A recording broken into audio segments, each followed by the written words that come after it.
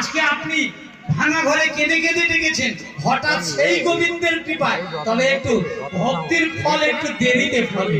দেখা যাচ্ছে 10 বছর পরে সেই তালপাতার কুড়ের থেকে আপনি একটা ভালো আশ্রয় পেয়েছেন, এটাও কিন্তু তার দান। তবে যে বোঝে না আমিই করেছি, ওই আমি আর হলো না।